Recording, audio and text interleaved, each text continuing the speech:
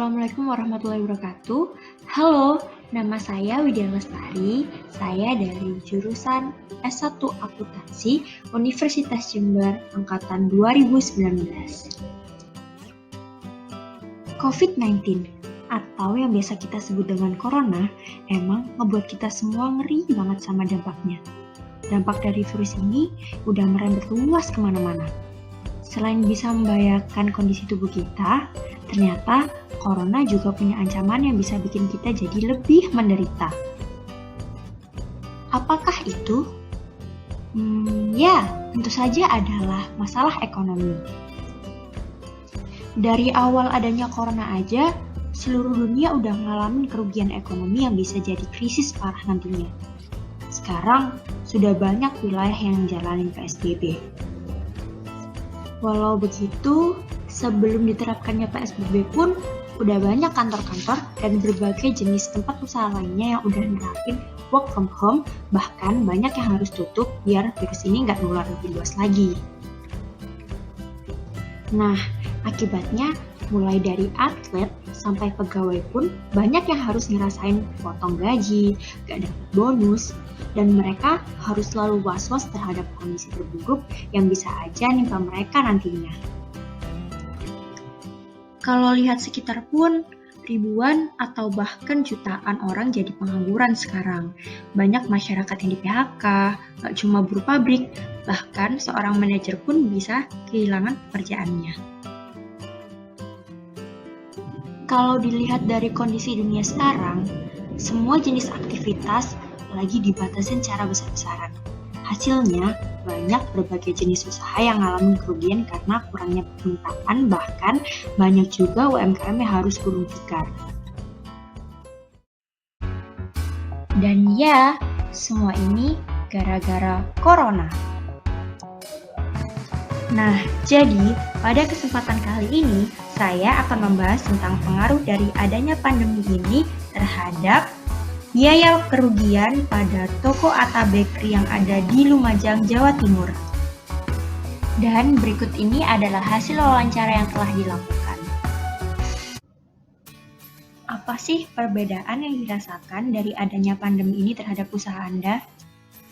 Perbedaannya itu kalau sebelum pandemi mungkin bisa memproduksi 5-10 kilo adonan untuk dibuat roti, tapi karena adanya pandemi penjualannya kan semakin sedikit atau customernya itu semakin berkurang, sehingga cuma bisa membuat adonan sekitar 3-5 kiloan aja.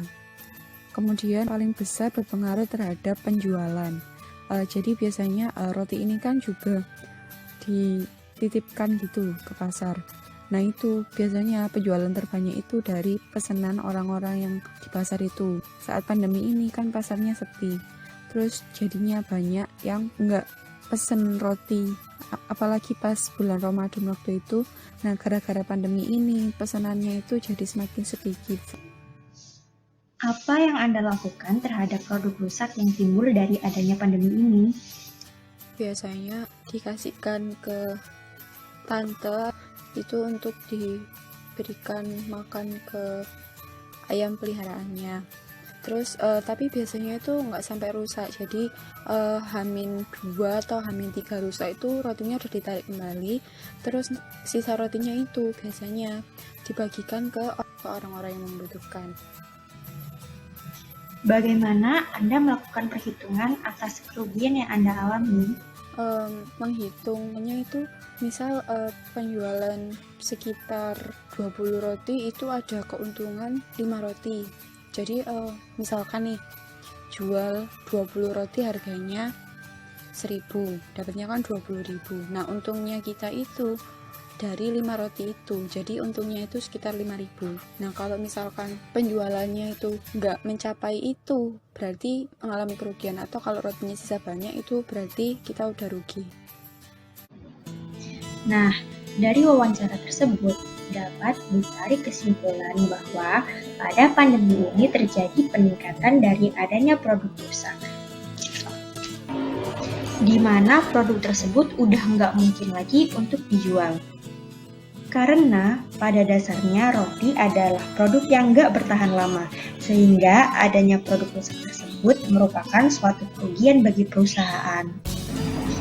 Namun, di sisi lain, produk rusak tersebut dapat dialihfungsikan menjadi pakan ternak, dan kita juga dapat memanfaatkan pakan tersebut untuk mencari keuntungan dengan cara dijual.